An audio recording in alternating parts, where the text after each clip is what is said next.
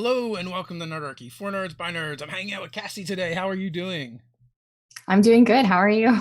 Good. If you'd be so kind to kind of introduce yourself and tell people a little bit about you, that would be awesome. Yeah. Hi, everybody. I'm Cassie Mothwin. I am a longtime forever GM of Dungeons and Dragons, as well as several other games. And I have recently published a very well reviewed supplement for Dungeons and Dragons called What Crooked Roots. And it contains 15 folk horror encounters that are primarily role play focused. If you want to check that out, I'd be super grateful. But otherwise, I'm just here to chat. That's awesome. And I think that's one of the things that I saw that prompted me to ask you to come on. Um, and I was like, oh, this looks kind of cool. And this is like right up our alley. I mean, our first Kickstarter encounter, out of the box encounters. I have recently. I'm so sorry. I'm That's so sorry. okay. We're doing it Technical live. difficulty. Yeah, we're doing it live. Yeah, yeah, I just wanted to be able to see the chat. yeah. So, well, I take it you found it then, for Yes. sure. But our first Kickstarter was 55 encounters, and also like, you know, one of the things we struggled with, everyone was like, "Well, do you have them ranked by CR?" And we're like, "Well, we didn't make a book of 55 fights. They're like, sometimes it's a social encounter, sometimes it's exploration. You can kind of do whatever you want with it." So that was a very long-winded way to say that we are definitely fans of that kind of product. You want to tell us about it a little bit more? Sure. It's primarily horror focused, and it contains not a lot of combat opportunities. That's not to say that parties can't get into fights because knowing parties, they tend to like to do that sometimes. And there's only one stat block in the whole thing because I think many people that I've made, now it does refer to other stat blocks, but I think many folks who play D&D will agree that once you see something and once it has a stat block, it tends to stop being scary. So there's not a lot of stat blocks or references to stat blocks in the text, but it is primarily something is wrong in this scenario, usually in the woods, because it is folk horror, which tends to, occur in the woods. But something is wrong, and you have to figure out what that is if you want to survive or get through this without lingering effects.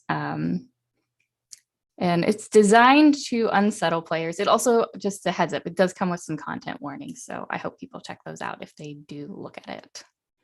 What would you say defines folk horror?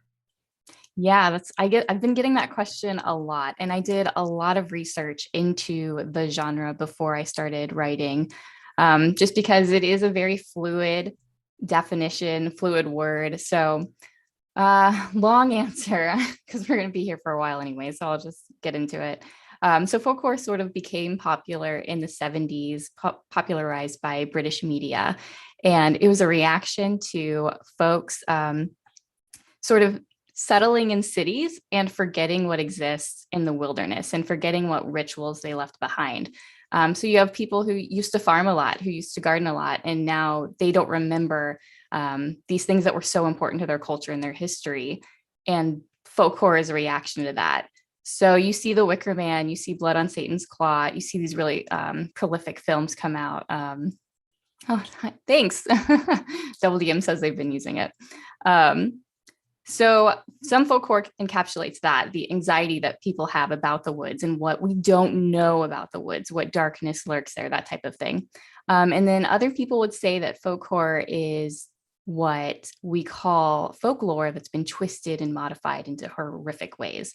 Or even original folklore is pretty horrible and it's in and of itself. So I think it's a very fluid definition because it feels wrong to say it's all tied to the Britain understanding or the British understanding of folk horror, because there's horror everywhere in the woods, right? Yeah. Well, what drew you to that? Like, I wouldn't think of like drilling down that deep on a particular horror subject. What drew me? Okay, so in my Curse of Strahd game, which I've been running for quite a while, during our 6-month mark, I sent out a survey. I wanted to get their feedback on where they wanted the game to go because I run my games as a way of, entertaining my players. So I always want to try to make sure I'm hitting the marks that they want to hit. And I asked them, this was right after Von Richten's Guide to Ravenloft came out. So there was all this talk about horror already, sort of like at the very forefront of my mind. And I listed all of the genres that Von Richten's had called out in the survey. And I said, are there any of these that you want to see more of? And overwhelmingly, they all said, oh, we'd love to see more folk horror.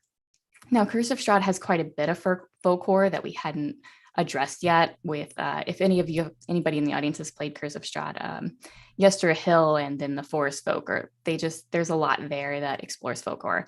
But anyway, so I didn't know anything about folk horror, and I went to the Ravenloft guide, and unfortunately, there wasn't as much in there as I was hoping there would be. So I went to a couple servers and other areas searching for encounters or advice on how to run folk horror in D&D, and I couldn't find anything. So in true Thanos fashion, I did it myself. Makes sense. I mean, Yeah. I feel like a lot of D&Ds like that. Once you get out of very specific D&D tropes, it's like no one's really doing that, and it's hard. And things like horror are just generally hard to run in D&D anyway. Yeah. Oh yeah. I think horror is. I mean, Dungeons and Dragons isn't made for horror, so it is kind of an unfair ask to have people, build horrible encounters for you. I think you have to have a lot of buy-in from your players. If they want to go beat stuff up, it's going to be hard to scare them in the sense that requires for Dungeons and Dragons when other systems do that better. But I think if you have players who are on board and are ready to be scared and want to be scared, you can definitely achieve it. I haven't checked it out yet, but I've heard the Aliens RPG has mechanics for that support it really well, and they call it stress, as things happen that are scary. Aliens, yes. Yeah, have you played it? I have not, but it's I'm a horror nerd, so of course I have all the stuff required for it. Oh. But yes, I actually really like the stress mechanic. So they Yeah. use D6s, and I haven't looked at it in a while. So anybody in chat, please correct me if I get this wrong. But so as you try to do things, you acquire stress die, and if you like roll a 1 on the die, you can. So as you acquire the stress die, you can achieve more because you can get higher points, or you have more opportunities to roll a higher score. But you can also roll like a 1, which means something bad happens. So I think it's really cool that as you try more things, you get more stressed, and there's more opportunity for failure. It's a really neat system. It sounds like they made the botch mechanic from like World of Darkness make sense. Oh yeah, I haven't played World of Darkness. I know I should. I don't know about the current version. I just know from probably like the first edition, it was a D10 pool based system. But every time you roll a 1, you get a botch. So the better you are at something, technically you have more opportunities to roll 1s and get more botches. Yeah. Which seems like kind of a flaw to that. But also with the Aliens game, I guess, like, again, all my knowledge is secondhand. I like the idea that the more stress other people get, it begins to affect the rest of the group, which makes sense. Yeah, because if your mechanic is really stressed, they can't do the things they need to do on the ship to make sure you stay alive. So that, which in turn is going to freak you out. You're like, wait, is this guy going to accidentally vent us all of a sudden? And then you're worrying about what that guy's doing, so you're not able to do what you're supposed to do. Exactly. Yeah. I need to play that game now. Yeah, me too. I'm like thinking about I have the starter kit and all the other books over in the other room, and I'm just like, okay, so after this, I'm gonna go look at that again. I also just ordered Mothership, just so there's like literally too many games, not enough time. What are you playing nowadays? So right now I'm still playing Curse of Strahd. We just celebrated 1 year at the beginning of December. And I'm also running a Tomb of Annihilation. These are both Dungeons and Dragons, if you're unfamiliar. And we celebrated 1 year of that in August. And we're still going on that. Both sort of aligned with horror. I've also run a few other games, little one-shots here and there, but because I've been running those for so long, I haven't had a lot of opportunity to run other systems or even homebrew, unfortunately. That's on the to-do list, though. The never-ending to-do list. Luke wants to know, how long have you been DMing? Oh, that's a good question. So I've been DMing one-shots for a long time. I would do them several times a year, or maybe even multiple sessions. But I finally, I guess with the pandemic and everything, there wasn't much else to do. So I started DMing almost every week or twice a week or even 3 times a week for a while there in June of 2020. But I'm someone who, when I do something, I do it 1,000%. So it feels like I've been doing it a lot longer. I've been Yeah. playing Well, Dungeons and Dragons since 2018, though. the so there was a kung fu instructor that I used to train under, and he used to say, "Don't tell me how long you've been doing something. Tell me how much." Right? Yeah. Because sometimes the length of time is a false equivalency. You could be doing it for decades longer than someone, but if you do it once a month compared to someone who does it several times a day, you know, you Yeah, precisely. you can begin magnifying time. Um, what is what is your favorite type of game to run? Like, do you prefer horror since you've read a horror game, or was that just where you ended up? Oh, it's really hard for me. So I think I do prefer horror. I think I do prefer character driven. I like to have backstories. I like to, with consent, hurt my players with their backstories. Again, with consent. Yeah. Usually, I not usually. I do talk to them all out of game about this type of Do you thing. use like Uh, a knife system? I'm unfamiliar with the knife system. So like, well, I don't know that it's a system per se, Oh but I've heard yes, it called as knives, where players give you things to use against them. So it's very I permission haven't based. used anything so specific as that. It's definitely something that I should revisit. I just talked to them about, hey, I saw this thing and it gave me an idea for XYZ. Do you think we can explore that? And sometimes I won't even go that deep. I'll just say, hey, there was something in your backstory that I think I want to use to ruin your day in the future. Do you want more information? Do you want to talk that through? And some of them will be like, I don't want to know. I want to be Yeah. surprised. I want to be excited. I want to explore that later. So I think it depends on your players a little bit. Um, but going back to your question about like what do I like to run, I do think horror, and I love horror, and I love really exploring characters and seeing role play. I'm not a big fan of combat. I have been known to run 4 hour long combat sessions though, because Yeah. I just get drawn in, so I can't say I hate it either. But I also my Tomb of Annihilation game is I run for professional comedians, and Yeah. it is an absolute joy and amazing. So I also can't say I enjoy super serious campaigns only. There is a place in my heart for everything. I feel like there might be a story there. How did you end up running for all professional comedians? Again, there was a pandemic Yeah. and I wanted friends. I was feeling pretty isolated. So I reached out to one and he does comedy professionally as well as other jobs. But like, so his job is always to entertain Yeah. with comedy. And he brought other comedians into the table, and it sort of went from there and snowballed. And they yes and each other into space, and it is glorious. That's awesome. Uh, you know, I do love when you have players like that that are just kind of like ridiculous and they're always doing stuff. I think it makes your job as the GM a lot easier. Uh, and it also Oh, like for sure. stretches It out. is so much easier to run that game compared to my Curse of Strahd game, which my Curse of Strahd game is my baby. They know they're my favorites, but my Tomb of Annihilation game, I know I just need to come in with like 4 bullet points and they'll take it from there. Yeah. So one of the comments from Brian in the chat, he's usually here for these things, and he is correct. It seems like everybody is playing Strahd. It's the most popular module at this point. I Everyone think we it bring on is. does seem to be running a Strahd game. I do think it is pretty popular. I've actually been getting how is it? Why Strahd is so much more popular. Maybe it's an easily understandable setting. I think vampires are awesome, and a lot of people want to Uh, play with that. Um, I think I think one of the draws for me Dungeons and Dragons was the Curse of Strahd module, because I've always been a fan of Dracula, um, and I wanted to play with a vampire. I don't know, that just sounded really fun. So I'm assuming that's true for a lot of other folks.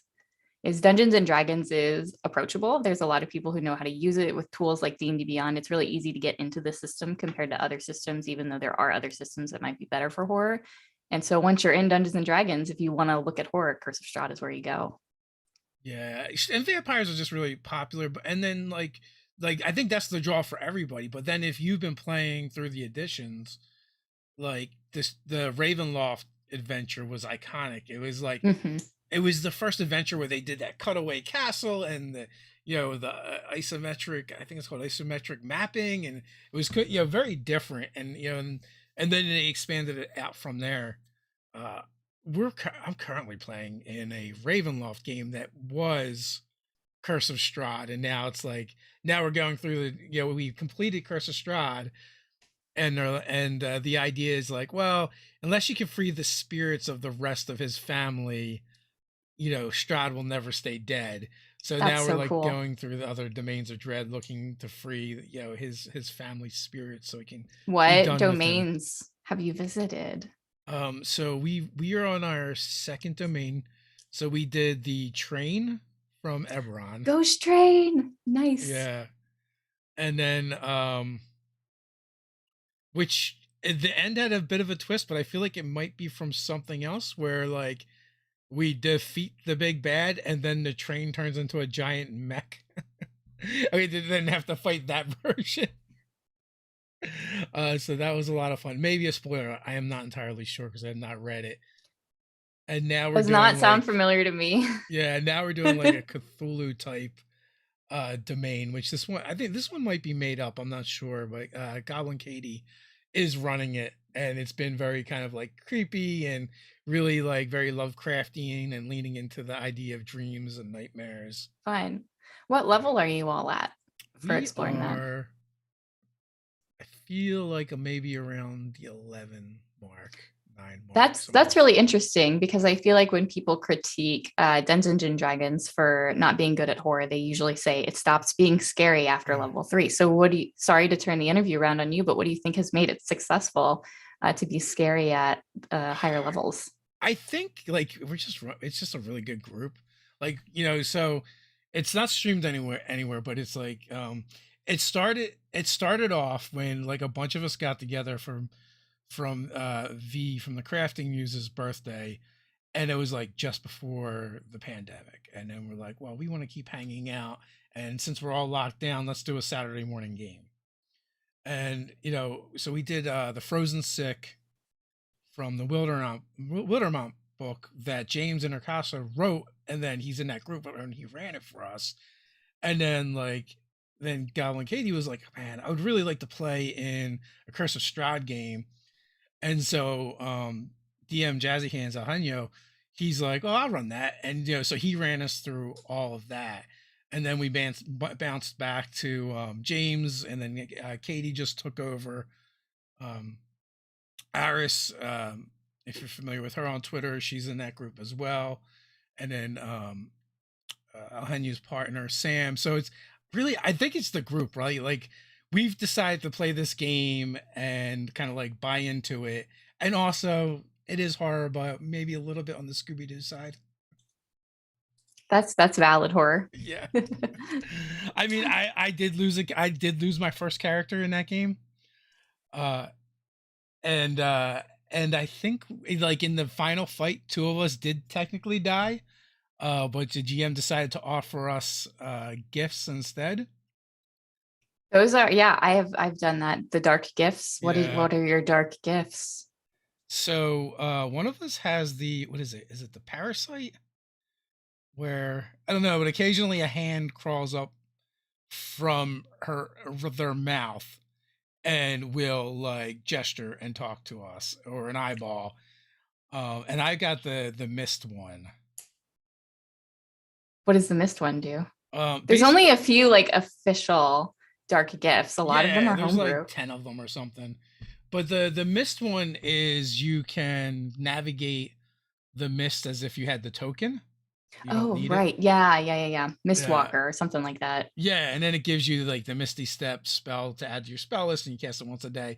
But also like if you start sleeping in the same place for weeks on ends, then it gets bad because then you have to start making saving throws and checks and stuff, or suffer the consequences. So Hmm. so I'm hoping we do not stay too much longer in the domain that we are in. So that, yeah, so that's been a lot of fun, playing with that group. It sounds like a good group. It is, like I said, we're a little more like Scooby Doo than serious horror, but we entertain When ourselves. when I play, so I played through Curse of Strahd before I ran it, and it felt like a similar thing. We were a little Scooby Doo. Yeah, There were some more serious moments, but it was a lot of goofs. but I feel like too, like those funny moments really like drive home the serious moments when they do come up, right? Yeah, Like yeah, when you meet is it Ismet that collects all the dolls, and that's like super creepy. yes. What like the one character, the other character that got the dark gift, the reason that one of the reasons that they got it was because they kept they it's I think it's Lady Fingers and Gentleman Toes. So they're playing an Eric Croker that tends to snack on those things. Good place to be. And at one point they had grabbed some hag fingers and eaten them. So we're like, that's probably not good. No, it's totally fine. Nothing odd about that at all. Yeah. Yeah, so I think any horror in D&D just like it really requires the group to buy in and want to be scared. Yeah, yeah, yeah. I completely agree with that. So, um, what is your preference to GM, or you just been kind of like stuck in that role? I think I like GMing. It's been such a long time since I've played in like a longer campaign that it's hard for me to say that I like that a lot more. But Yeah. I think I like being able to see the whole picture, even if like even I'm not running my games on Rails or anything, but I still like seeing how X amounts to Y that's going to happen in like 9 months. I really enjoy that. And as a player, it's hard. I have ADHD among so many other things. So it's really hard for me to make those connections, even if I try to make really good notes or keep the conversation going. I struggle to make those connections. So it's my players are amazing at it. So it's really satisfying for me to see them do that. And I don't know, perhaps if I were to try again, I could be a good player, but I also struggle with building characters that I care about for long periods of time. That's one of the reasons I love GMing is I get to be so many characters all the time, you know? Changeling, just play a changeling, Yeah. but play them in a very specific way to where like you stick with a particular personality until you get bored of that one and then change them. Yeah. Go into a multi-class and almost like starting over. Yeah. Yeah. Yeah. I can get that. Like yeah, could see where that would be an issue. Getting bored. The ADHD kicks in. Yeah, and it like I said, it's been a while since I've been a longtime player in a campaign, so it's hard for me to say that's exactly how I feel nowadays Yeah. after I have so much GMing under my belt. But I don't know, I get really attached to the characters I build too. But I'm not someone who has 1,000 characters in their back pocket either. So I don't know. It's a weird. I do prefer GMing, but it's a weird problem to have, I guess. Well, we always need more GMs. Yeah. So that's a plus. I Yeah. think it's only a problem if like you don't want to be GMing all the time. You know, I mean, I do think I want to round down one of my campaigns for sure in the next year. I'm trying to wrap up my Tomb of Annihilation campaign. I think we have probably 7 to 8 months left. yeah. But it is time consuming running two, let alone one. And I don't know, I'm ready to explore some other systems. See, I want to run some other systems, and it's hard to learn all the rules to all the systems. Even if I wasn't running games, it'd be hard to find the time to learn them. But it's doubly harder because I'm already running two campaigns Yeah. in Dungeons and Dragons. I feel like playing them is the best way to learn them, for me anyway. I can That's read the true. book, but I'm not going to remember any of it. So That's true. But I'm the one who organizes everything in yeah, my beautiful friend group. If you're here, I'm sorry, but it's true. So I'm usually the one who has to learn and get the buy-in before yeah, and get everybody to buy in before we can try a new system. and then herd and wrangle cats. Yeah. What where are you planning to go after you wrap these games up? And are they weekly games? My Curse of Strahd game is weekly. My Tomb of Annihilation game right now is every other week. It used to just TPKM. um, Yeah. My Tomb of Annihilation game is usually every other week. With Omicron and everything, we've kind of slowed down a little bit, so that's put a stall into things. But after this, I am hoping to be a player in a first time DM's campaign. They're going to be running Waterdeep Dragon Heist, I believe. So that is hopefully in my future. And then I really want to be publishing more. So that's not to say I won't be running anything, and I don't want to commit to another system exactly right now because of how fast my interests change. Yeah. But I definitely want to try to run some shorter campaigns in some other systems. There's some really exciting things out there right now. But then I also want to be publishing and writing my own stuff more. So, and I just love my Curse of Strahd group so much. I'm using all my extra time to write torture for them. So, Are you working on anything else now for publishing, or is it something you want to do more in the I'm future? super early in the processes of, oh, believe it or not, a vampire tabletop RPG. So, in the super early stages of that, as well as I am also in the super, very, very, very early stages of a gothic horror encounter collection, similar to my folk horror encounter collection. Oh, nice. We can always use more of those. I personally like products that make the GM's life easier. Uh, Yes, yeah, like a whole campaign setting doesn't really make your life easier. You just have to learn a lot of stuff. But like, yeah. here's this thing you can drop right in your game, and maybe you only need to take 15, 20 minutes to read it beforehand, and you're good to go. Perfect. Yeah, that's actually something I recently discovered about myself within maybe the last couple of months. I got really excited about some settings and I think settings are, that's not to bash settings at all. I think there are some people who thrive with just a setting and with just explanation and definitions. And I think they're wonderful for drawing ideas from. But even with full fleshed out adventures, sometimes I struggle to find a place to bring those to my table. Whereas smaller encounters are usually easier for me because usually I have some sort of overarching thing already happening and I just need something to flesh it out or something smaller to fit in between things.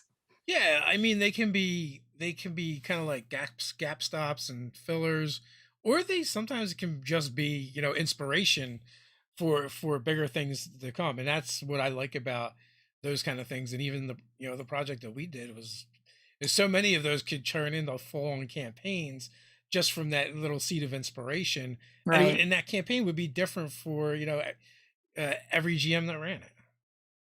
Right. Yeah.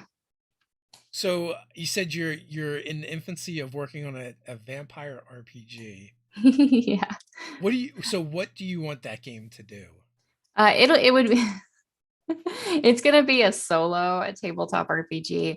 It's for me and Uh, like two other people. yeah, I mean, I'm gonna publish it. People will yeah, be able to buy it, and it'll have some illustrations. It'll be as hopefully as high quality work as my folk horror collection. But I know the audience is far more limited than my folk horror collection. But I gotta get it out if that yeah. makes sense. Sometimes you just have to do something. But it'll be so you can date a vampire, basically. That is the gist of it. It explores the horrors of that. If the vampire will let you join them, or if the vampire sees your mortality is too important to take. It'll explore all that type of stuff. Oh, that's definitely interesting, Yeah. and it's meant for you to play by yourself. Yeah, it'll be a solo journaling tabletop RPG. Yeah. Well, just mostly solo journaling RPG. So basically, you will draw cards, which is a pretty basic mechanic in a lot of solo RPGs, which will then direct you to prompts. And then your vampire will have stats. You build out your vampire before you start, and that'll decide how your vampire reacts to the events that you draw. I'm looking forward to see how that turns out. You'll have to hit us up when you get for deeper into I it. know it's a lot different than what Dungeons and Dragons folks are Yeah. interested in, but that's okay. Well, so like our next project, we're like going completely in a different direction as well.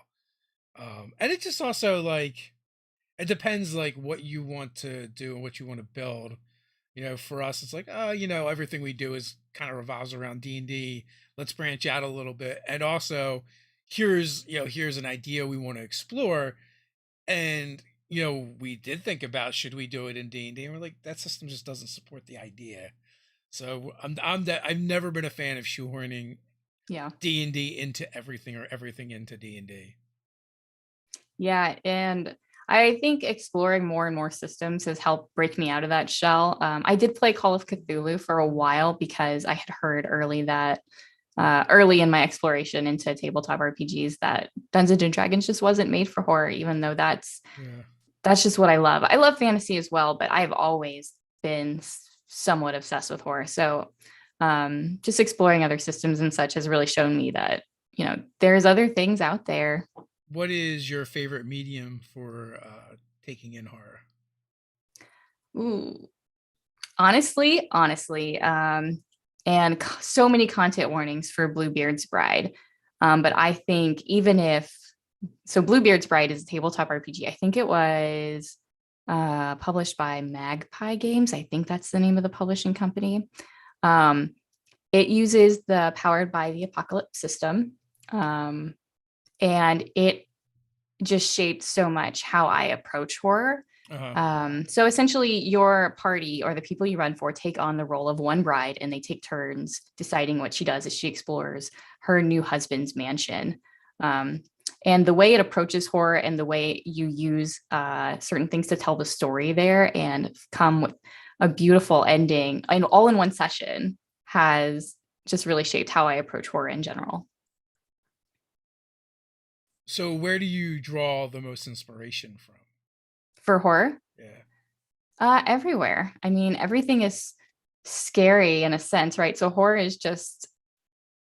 horror genre is just a reaction to real life fears we have. Sometimes we give them a form, a monstrosity, so we can picture them in maybe a more comforting light if they're a monster we can fight against. But I think it's just a fun way of coping with things, so to speak. We ran Monster of the Week for, I feel like we did like maybe 9 sessions or so, and that was like one of our monthly games, and that was a lot of fun. Although my players also, I feel like just like players in general tend to turn horror into more slapstick, Yeah, comedy anyway. Um, and getting the buy-in, but that was a lot of fun to do episodic and like, and because it's modern day, I really enjoyed like being able to do that. And several of the adventures were based off of um just like local folklore or local cryptids and stuff like that. very Like the cool. like it was just my GM prep was like just me googling New Jersey cryptids or horror stories. And so we kicked off with a Jersey Devil storyline, Nice. and then we ended it also with a Jersey Devil storyline. But the in the middle somewheres, I did discover that New Jersey has had the only haunted strip club, and it was like haunted by Mad Dog Cole, which is like a 1920s 1930s mafia like hitman or something. And so I was like, how could I not use that Yeah, in one of the you have adventures? to. In regards to, and I'm sure you use music, but I found that music really helps. And some players can't have outside noises. I understand that, but music and even I like to light candles and such to really sort of build the mood. And I even put I have a TV set up so that I can show images really easily, and I'll put up a spooky image too to Yeah. really drive home the point that hey, things are not happy go lucky here, friends. Have you checked out 10 Candles at all? No, that's on my list, as well as Dread. Are you Yeah. familiar with Dread? Yeah, I haven't actually played either of those, but they're Yeah. also on my list. I have been interested in 10 candles for a while, but you have to have, for those unfamiliar, you have to have 10 tea light candles. And as they burn out, I believe you run out of time or you die is the Yeah, mechanic there. once they're all gone, you die. So we actually had the creator on and talked to him, and it's really interesting in the sense that like you have the candles, and you also have a dice pool, and the dice pool is reflected by the number of candles. But it's not just that; it's just that like you end up with two dice pools, the GM's and then the players. And as your dice pool goes down, the GM's goes up. And it's based on those rolls as one of the things that can make the dice or make the candles go out. But also, like, I think it's meant to be played also if a candle just goes out, the Yeah, candle just went the out. candle goes out. Yeah, Yeah. and I've been wanting to play that, and I think my biggest holdback for that is having a safe place to have a bunch of fires.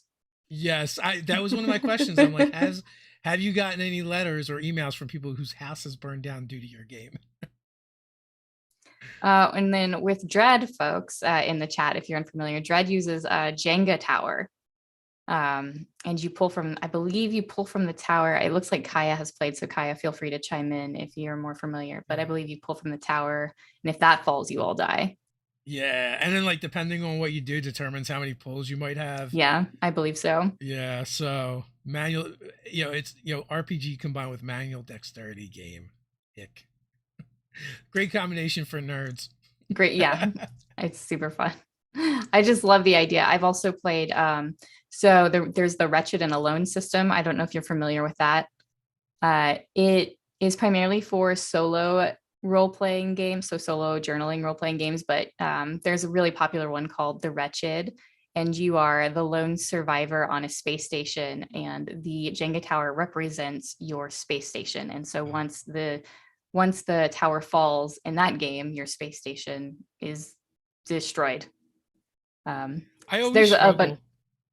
What? I was just gonna say I always struggle with solo RPGs because, like, one, I'm just a jackass, but like to my mind, instantly I think of the sales pitch. It's just like, do you like RPGs but have no friends? here's a game you can play by yourself. Well, yeah. I'm sure there's more to it than that. Like I said, Yeah. jackass. Okay, Kia, you can push it over and go out in a blaze of glory for the Jenga tower. That's a good idea. Yeah. Of course, Kaya would say that. Yeah. So Kaya's character has been famously fireballed on, so sorry, on Twice Bitten. So it's funny that she would say Blaze of Glory. Yeah. Twice Bitten is a Curse of Strahd playthrough. So that's just funny to me. It's beautiful if you have players who love being noble martyrs. Oh, that's great. Yes, I love to be a martyr. Phoenix Dawn Command is a Keith Baker RPG that the only way you level up is to die, but you have a limited number of times that you can do that. And so like it is kind of like that idea that you do martyr yourself, and then I think it's like 7 times or something like that, and the last one is your final, and you're just like done. I love that. And you said Keith Baker. Yes. That's the Eberron author, Yeah, right? he created Eberron, and also he's done a bunch of board games and Gloom. Is it Gloom or Gloomhaven? There's 2 different games. I forget which one he did. Yeah, I'm not familiar. One of them is, but I think there's a huge community for that game as well. And I hadn't realized that he was also, he also made tabletop games, because like I knew him from like 3rd edition, and the in 3rd edition Eberron was a campaign setting that won a contest essentially. And so that's what I knew him from. And I totally made an ass out of myself live. And I was like, well, most people probably know you from Eberron. And we're talking, and he's like, well, actually, he was very gracious about it, though. I only know him from Eberron, if that makes you feel any better. But you said he had what did you say his game was called? It's Gloom or Gloomhaven. I think they're both games. They're both popular. I just don't. Oh no, I meant the system where folks level up. Oh yeah. It's Phoenix Dawn Command. Phoenix Dawn Command. And is that a fantasy game, or is it? It sounds more like it'd be a mech game. It's not. It is more like fantasy.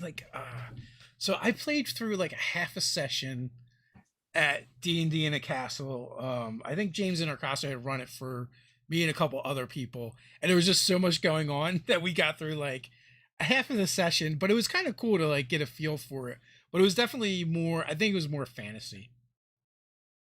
Cool. I'll have to look that up. I love the idea that to level up, to grow, you have to fail. Well, yeah, I prefer games like that. That's why I like Powered by Apocalypse. Yeah. As you fail, you get XP.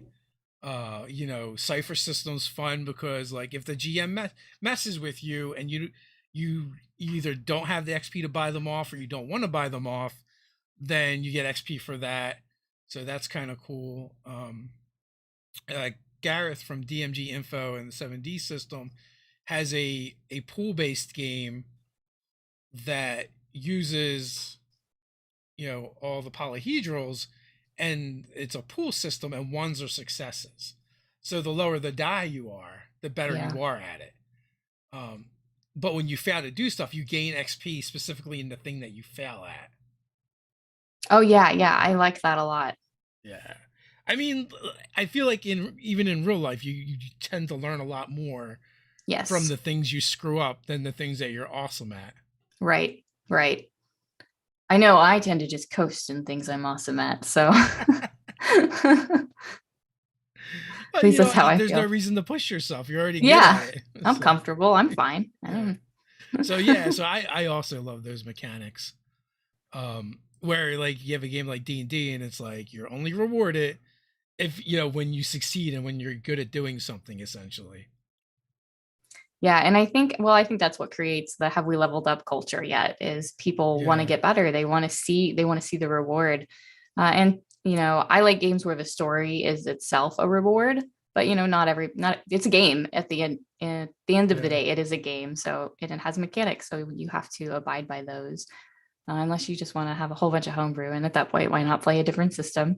But anyway, I I I do. mean, I do like leveling up the regardless of what game it is, because I've played in stream games where like we played one stream game and throughout the whole season we never leveled, and I'm like, well, it doesn't have to be all about that, but it is a fun part of the game. Yeah. I mean, it's so much fun to go through it and either pick out your new abilities, pick out your subclass, or pick out a feat. I think picking out feats is one of my favorite things about doing in D&D. But when I do play a character, so it's not doesn't happen very often, or even picking out new spells. That's not something you get to do very often, which is probably a good thing because there's so many choices. And before we went live, we were talking a little bit about analysis paralysis, just in combat. So It is a real thing for sure. Do you, have you worked with any publishers, or are there any publishers you would like to work with? I have not worked with any publishers. I've had a few reach out to me since I've published What Crooked Roots, and that was just a solo endeavor. So I'm still sort of going through all my email with that and trying to figure out where I want to go forward. Because everybody wants stuff this year, and I'm Yeah, only one person. yeah, But yeah. yeah, there could be some fun stuff on the horizon. Um, I mean, I guess the dream, right, is to maybe have something published by Wizards of the Coast, maybe someday. We'll see. I'm also exploring other systems. So I don't know. I'm just happy to be here, to be honest with you. Yeah. That's completely valid for sure. Um, so you had mentioned, several, and you're working on your own solo game. What is like your kind of appeal to that? What is like the selling point for someone who maybe isn't sold on it or hasn't considered it before? Solo journaling games. Yeah. Yeah. I mean, that's hard because I think I keep saying people, but folks who play RPGs, they love a lot of them love the group aspect. And I totally respect that as I run a lot of games and I love the group aspect as well. But I also think sometimes I want to be more in control of the story. As I discussed earlier, as a GM, I like being more in control of the story. And when you do a solo RPG, you get to both be the player and be in control. You get to decide. I mean, the game trusts you in a way, I think a way to put it. And that's not to say that Dungeons and Dragons doesn't trust its players, but it definitely trusts its GM a little bit more than it trusts its players. And solo RPGs, they trust you, the player, to decide how NPCs are going to react to your character, how the world is going to react to your character, how your character survives. You're in control of everything, as well as depending on what the game is, how the mechanics revolve around that, and how you interpret the mechanics. Like all of that's in your hands. And I think that can be overwhelming, but also extremely rewarding, a little bit more rewarding than playing with a party sometimes. just or more rewarding in a different way, I think. It it kind of makes me think a little bit about the meme where someone's kind of like, I want to play D&D, but I want to be all the characters and run the game, and someone else is like, you mean write a novel? Yeah. I mean, essentially that's what it is. I actually Yeah. happened upon a Reddit discussion a few weeks ago when I was just I was trying to look for more solo RPGs. So I found a whole Reddit thread about it and someone was like, "What is the difference between a solo RPG and writing a novel?" And one of the comments was, "Nothing. A solo RPG is essentially a book of prompts and then you might have a dice or some cards or something to guide you, but at any point you can abandon that and just write your story the way you want." But I think that's true about Dungeons and Dragons as well. I mean, at any point you can abandon the system and just do what you want. So it's up to you what you make of it. And I think we see a lot of that. There's a lot of examples of that. There's a lot of that in streams, and there's nothing wrong with it. I mean, I've always thought it's a game to enjoy, however you and your friends agree it should be enjoyed. As long as as long as you have the Yeah. consensus among the group. It's And I think legit. that's one thing that's nice about solo RPGs as well from a safety standard. You can push it wherever you want, or you can keep it in a safer place. Yeah. And I guess like the other difference is that there is usually like a randomized aspect to it to kind of like for you to interact with. You're not just like Mhm. making everything up in a vacuum. Yeah. It's like here's a Yeah. thing that happened. How would you react to that? Yeah. So the Wretched and Alone system I was describing earlier uses a card deck that you draw from. And some of the cards, if you draw so many, you will win, you survive. And some of the cards, if you draw so many of another set, you die. If your Jenga tower falls, you die. You also roll dice to decide how many cards to draw. So if you almost want to draw fewer cards, which the cards direct you to prompts. So it's really interesting how even if somebody else were to play this game, because of all the randomness involved, and then also the personal stuff you bring into it, will have a completely different experience than what I had. So I just think that's one of the so fun. I think that's so cool. Have you ever done a comparison? Between Like your solo story and maybe somebody else's? Yes, I have, because some people publish theirs online, so it's easier to do a comparison. And I think a lot of people are a lot more creative than me, is sort of what I've discovered. I tend to be, even with my horror and even with Curse of Strahd, I tend to be more based in reality. And by reality, I just mean like our rules, our earth, Yeah. things I'm more familiar with. And I want to challenge myself to get out of that, but some folks write some incredibly creative journals based on like, and I mean that's part of the brilliance of solo RPGs is what one prompt means to me means something completely different to someone else. Yeah. And I also didn't mean in a competition way, but just in Oh no, I didn't take it as meant it yeah. that way. I guess if that was something I was into, I'd be interested to see how it plays out for someone else, the similar thing. So one that comes to mind, and probably because the author is in chat, and also because it's amazing, is called Her Odyssey. It's a solo journaling RPG, and I was pretty basic when I played. I was a character who was leaving a river society and was trying to move back into the woods that she had left behind a long time ago, and so she was trying to get she was trying to get back to her homeland through some mountains. So it was pretty based in what I would think is reality, but someone else was posting their journal on Twitter, and it was a completely different world, completely separate from where I had stationed my setting. And I just thought that's so cool that it's so easy to be so different and creative. So, what what is there a particular property you would want to write for? A particular property. Like Ah, a kind of like a dream gig. that is hard to say. Gosh. See, this is where my ADHD becomes difficult because I want to write for everything and all the things, every every different hour that interest Yeah. shifts. I think how about I go with a person? And I think her name is Strix on Twitter. And that's how I refer to her in my head, the Strix. Um, but she was one of the authors behind Bluebeard's Bride. Um, yeah, it's just her name is the Twitter or the Strix. I'm Strix. Um, she was one of the authors behind Bluebeard's Bride, and I believe she was also pretty prolific with writing Strixhaven, the D&D book. And I just think that she has an amazing creative approach to things in the fantasy world. She's been involved with a lot of projects that I think are awesome. And if I could work with her one day, I think that would be really cool. But also, a lot of anxiety would come out of that just because I Yeah. think she's pretty incredible. I think it would pass and you'd get through and do the thing. Yeah, I mean, I try to. I would try to do the thing, but I would Mhm. still be anxious about it. Yeah. So, the 15 encounters you did, what kind of things do you tackle in there? That's such a good question. I tackle a lot of stuff. I have a very brief, small essay at the very beginning that sort of discusses all the things that I try to tackle in each one. I don't get to every one of them in each encounter, but that's sort of where I started before I expanded them. But isolation is a big one in folk horror. When you're scared, when you're hurt, and you can't find help, I think that's when people Mhm. get really scared. Um, as well as dealing with Mother Nature and what that means in the context of horror.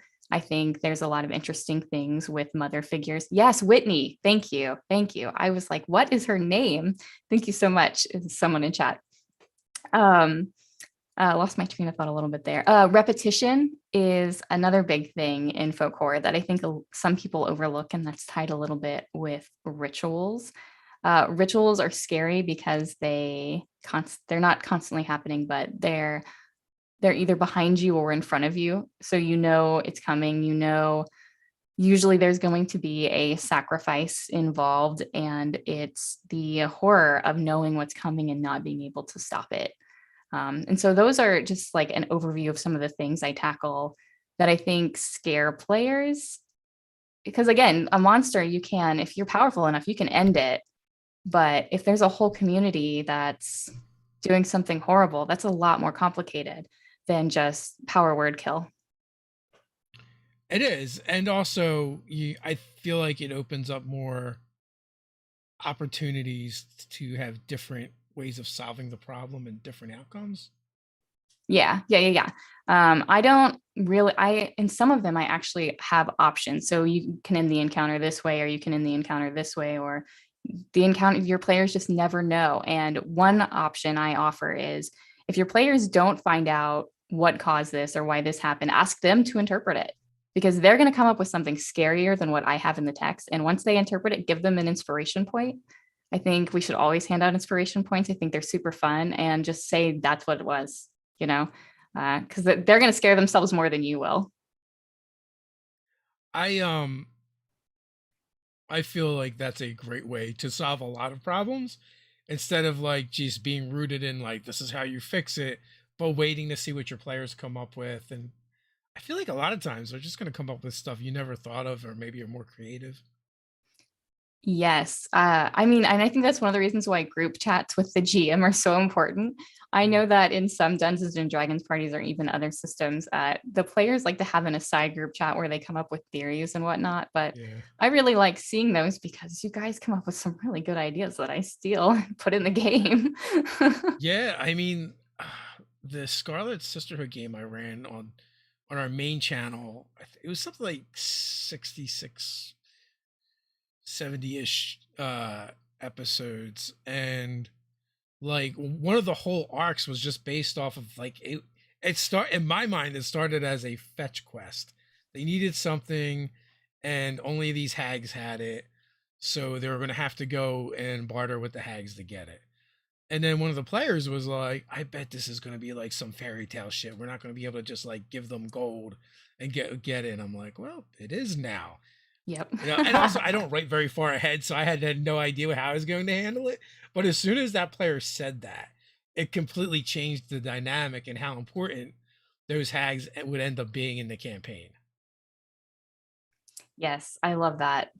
That's usually how I try to approach a lot of stuff in Strahd. I do try to have a little bit more of a script ready just because of Yeah. the story we're trying to tell there. But otherwise, my Tomb of Annihilation game functions a lot like that. Yeah. It ended up being like one of the players, like, they had a mount, Monty the riding dog. Not just, just out of the PHB pretty much. And like they sacrificed their connection, their emotional connection with that NPC. Another one, lost, memories about her homeland and where she came from before, and they just became abstract concepts, to that character. And another one, lost their individuality and kind of became like bonded and gained a goblin that they saved as a familiar, but like Oh, but their personalities started merging, because also like I threw a bit of a twist in on that one, because the goblin thought something bad was happening, and it wasn't completely wrong.